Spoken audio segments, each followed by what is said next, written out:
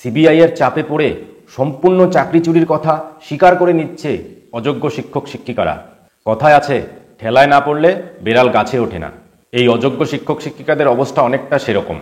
আপনারা সকলেই জানেন, সুপ্রিম কোর্টের নির্দেশে আবার তদন্ত শুরু হয়েছে এবং সেক্ষেত্রে সিবিআই এই অযোগ্য শিক্ষক শিক্ষিকা যারা রয়েছেন তাদেরকে নোটিশ পাঠানো হচ্ছে তারা যাতে নিজাম প্যালেসে হাজিরা দেয়, তদন্তের সহযোগিতা করে।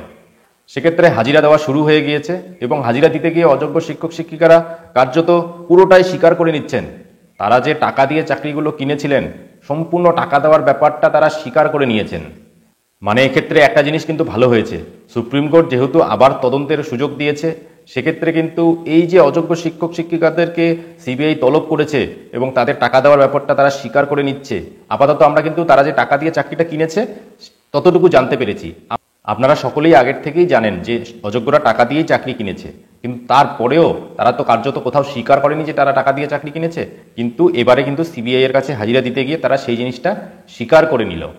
এক্ষেত্রে যদি সুপ্রিম কোর্ট সরাসরি রায় দিয়ে দিত, সেক্ষেত্রে কিন্তু এই জিনিসগুলো আমরা জানতে পারতাম না। মানে আমরা জানি, তারপরেও কিন্তু তাদের মুখ থেকে কিন্তু আমাদের শোনা হতো না। যেটা আমরা এখন জানতে পারছি যে তারা নিজেরা স্বীকার করে নিচ্ছে এবং আস্তে আস্তে আপাতত আমরা এতটুকু জানলাম, আস্তে আস্তে হয়তো আমরা সবই জানতে পারবো যে তারা কোথায় টাকা দিয়েছে, কাকে দিয়েছে। এই সমস্ত বিষয়গুলো কিন্তু আস্তে আস্তে খোলসা হচ্ছে। কেননা এই অযোগ্য শিক্ষক শিক্ষিকারা তো আমার আপনার মতোই সাধারণ মানুষ। তারা তো আর বড় বড় পলিটিশিয়ানদের মতো না যে সিবিআই দপ্তরে যাওয়ার পরেও তাদের সহজে মুখ খোলানো যায় না, এরকম তো না। অযোগ্য শিক্ষক শিক্ষিকারা তো আমার আপনার মতো সাধারণ মানুষ। তারা আর সিবিআই এর সামনে কতক্ষণ টিকতে পারবে? সেই দিক থেকে কিন্তু সুপ্রিম কোর্টের নির্দেশে আবার তদন্ত হওয়াতে আমরা অনেক কিছু পজিটিভ দিক দেখতে পাচ্ছি, অনেক রকম নতুন দুর্নীতি জানতে পাচ্ছি। আমি আপনাদেরকে আরও জানাবো, সিবিআই এসএসসির সার্ভার থেকে অযোগ্যদের তালিকা উদ্ধার করেছে, তার সঙ্গে কতগুলো ইমেল উদ্ধার করেছে। যে ইমেলে এসএসসি থেকে নাইসা অর্থাৎ যে কোম্পানিকে ওএমআর স্ক্যানের দায়িত্ব দেওয়া হয়েছিল, সেই কোম্পানির যে কর্ণধার ছিল নীলাদ্রি দাস, আপনারা ছবিতে দেখতে পাচ্ছেন, এই নীলাদ্রি দাসকে এসএসসি থেকে পুরস্কার দেওয়া হয়েছিল।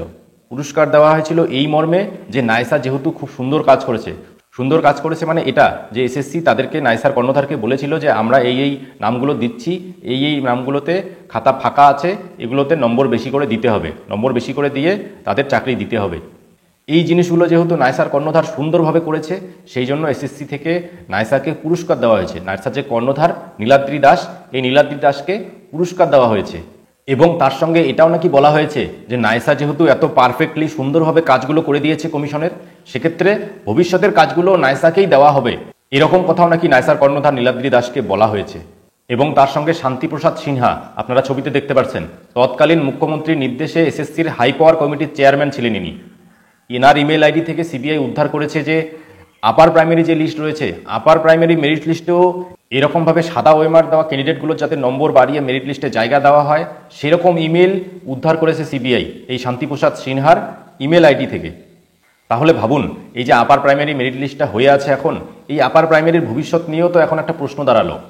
3-4 বার করে ক্যান্সেল হয়ে যে আপার প্রাইমারির মেরিট লিস্ট হয়েছে, যে ক্যান্ডিডেটরা আশা করে রয়েছে যে তারা আপার প্রাইমারির মেরিট লিস্টে জায়গা করে রয়েছে, তারা সেই চাকরিটা পাবে, তারাও তো এখন তাদের ভবিষ্যৎ তো প্রশ্নের মুখে।